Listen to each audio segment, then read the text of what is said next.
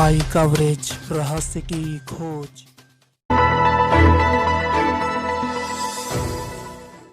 उत्तराखंड सरकार पौड़ी गढ़वाल में राठ विकास अभिकरण स्थापित कर तमाम योजनाओं का लाभ खास तौर से बेरोजगारों को दे रही है। राठ विकास अभिकरण को आवंटित 2 करोड़ रुपए से कृषकों को लाभ दिया जाना है।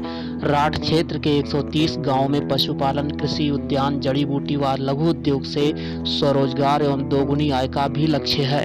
इस संबंध में हमारे उत्तराखंड प्रतिनिधि पार्वत रावत ने पौड़ी में राठ विकास अभिकरण थलीसैंण के कार्यकारी अधिकारी PS पोखरियाल से साक्षात्कार में खास बातचीत की।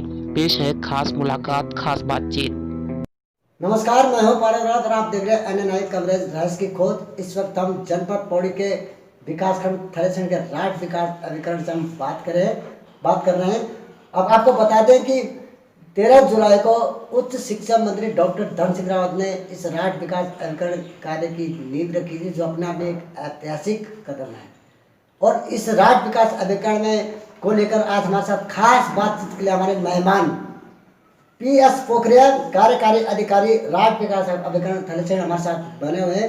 सबसे पहले मैं पोखरियाल जी का NN कवरेज में खास बातचीत के लिए धन्यवाद करूँगा कि उन्होंने हमें समय दिया है। पोखरियाल जी, राठ विकास अभिकरण की योजनाओं का लाभ किस माध्यम से पशुपालकों को, जनता को या ग्रामीण को या बेरोजगारों को दिया जाएगा?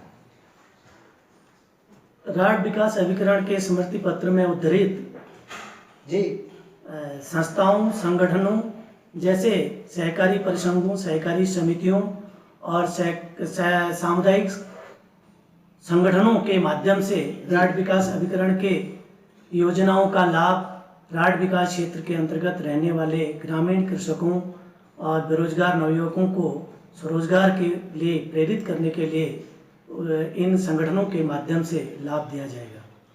जी पोखरियाल जी, राठ विकास अभिकरण को सरकार द्वारा अभी तक कितना बजट आवंटित हुआ है? सरकार द्वारा अभी 2 करोड़ रुपए का बजट आवंटित किया गया है, जिसका लाभ राठ क्षेत्र के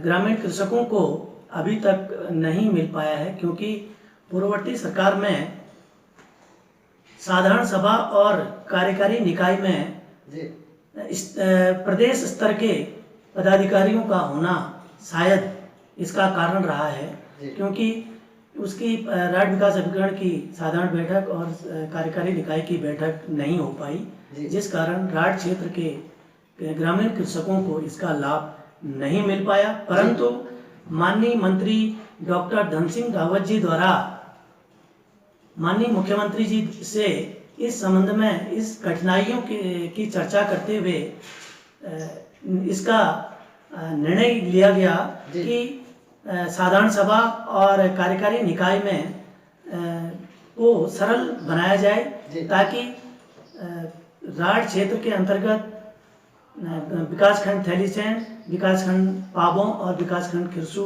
की ग्रामीण जनता को इसका लाभ सरलता से और सुगमता से और निकटस्थ स्थान पर विकासखंड स्तर पर दिया जाए। इसी उद्देश्य से माननीय मंत्री सहकारिता डॉक्टर धन सिंह रावत जी द्वारा थलीसैंण विकासखंड परिसर में सामुदायिक सुविधा केंद्र का गठन का उद्घाटन या नींव डाली गई, जिसके माध्यम से थलीसैंण विकासखंड ही नहीं, पाबों और खिरसू विकासखंड के से आने वाले ग्रामीण कृषकों को यहाँ पर सुविधा सरलता से और सुगमता से दी जा सके। जी पोखरियाल जी, हम पहले ही बता चुके हैं कि माननीय मंत्री डॉक्टर धन सिंह रावत जी ने इस राठ विकास अभिकरण की नींव रखकर ऐतिहासिक कार्य किया है, लेकिन इस अभिकरण में क्या क्या योजनाएं अभी प्रस्तावित है? राठ विकास अभिकरण के अंतर्गत माननीय मंत्री जी द्वारा भौगोलिक क्षेत्रफल को ध्यान में रखते हुए प्रथम दृष्टया 5 योजनाओं के अंतर्गत ग्रामीण कृषकों को लाभ देने का निर्णय लिया गया है, जिसके अंतर्गत पहला पशुपालन है। पशुपालन के अंतर्गत गाय, भैंस, बकरी, भेड़, खच्चर, घोड़ा और इस प्रकार के 2 पांव और 4 पांव वाले जैसे मुर्गी पालन, बतख पालन, इस प्रकार के पशुओं का जो पशु आसानी से घर में पाले जा सकते हैं, दूसरा है कृषि उद्यान और जड़ी बूटी, जी क्योंकि कृषि के क्षेत्र में इस राड क्षेत्र के अंतर्गत कृषि काफ़ी मात्रा में यहाँ पर कृषि कार्य किया जाता है। उद्यान के अंतर्गत बगीचे का भी यहाँ पर निर्माण किए जाने के लिए काश्तकारों द्वारा मांग की जा रही है। जी और काफ़ी एरिया इसका जंगली होने के कारण उसमें जंगली जो उत्पाद जी। हैं जिसके अंतर्गत जड़ी बूटी बनाने के लिए उनको दोहन किया जाता है और उसका भी इसमें प्रावधान किया गया है। तीसरा है मधुमक्खी पालन, जी चौथा है मत्स्य पालन और पांचवा माननीय मंत्री जी द्वारा विशेषकर इसका ध्यान रखते हुए लघु उद्योग के अंतर्गत, जैसे हमारा ग्रामीण क्षेत्र में निवास करने वाला ग्रामीण व्यक्ति जो बढ़ईगिरी का कार्य करता है, लोहारगिरी का कार्य करता है, वाद्य यंत्रों का निर्माण करता है, स्थानीय उत्पाद उत्पन्न करता है, जैसे हल्दी, अदरक, दालचीनी के इसका, तो इससे जो है मसाले का निर्माण किया जाएगा। जी और जैसे रिंगाल के जो बर्तन बनाए जाते हैं इसका भी उसमें प्रावधान किया गया है। जी बोगरा जी, जैसे कि राठ क्षेत्र में मतलब कि राठ क्षेत्र में कितने ग्रामीणों को जो है कि इस योजना को लेकर प्रेरित किया गया है अभी तक?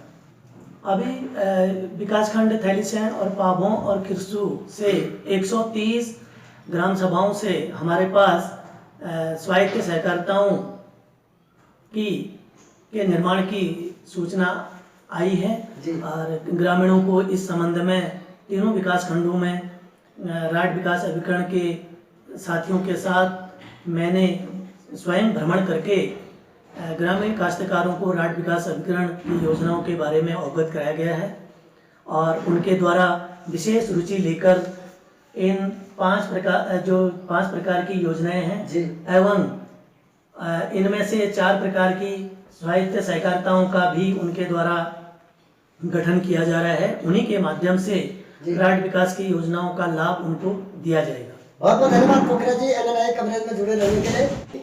कार्यकारी अधिकारी पीएस पोखरा जी ने कहा है, साफ किया है कि राठ विकास अभिकरण और सहकारिता के माध्यम से भेड़ पालन, पशुपालन, बकरी पालन, मुर्गा पालन से तमाम योजनाओं से जो है कि आम जनता को, ग्रामीण को, पशुपालन को, बेरोजगार को लाभान्वित किया जाएगा।